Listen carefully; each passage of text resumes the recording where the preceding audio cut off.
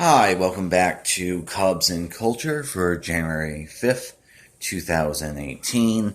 Continuing our exploration of bullpen usage.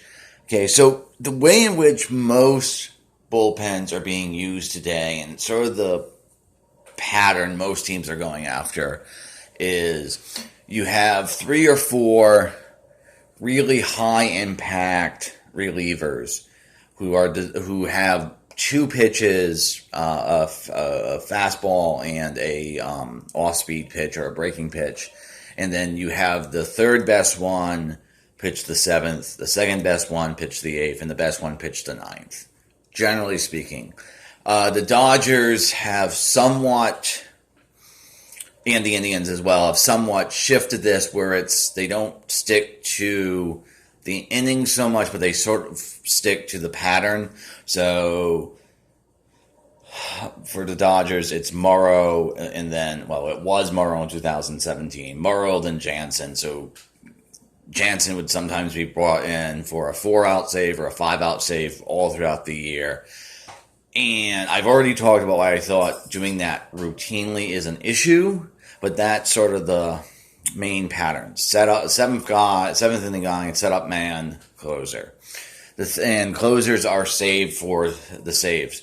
Now, the way in which the leverage index, which is how games play out, there are times, and any time between the 6th inning through the 9th inning or extra innings, there are times in which the most critical moment of the game can happen. So if you are in the 7th inning and your starter loads up the bases, getting that inning cleaned up is usually speaking, would be the deciding moment. So what you should do is bring in your best reliever, but this is often not what's done.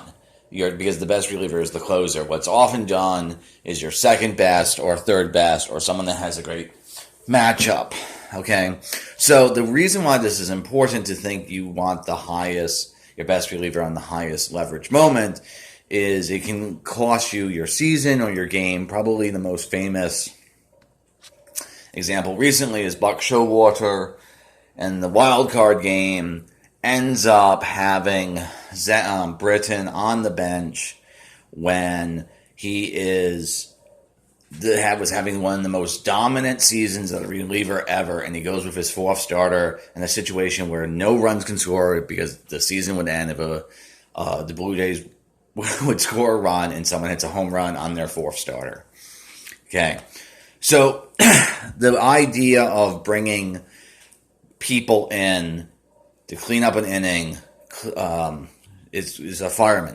And this is sort of the pattern that was Goose Gossage is the man who was really good at this.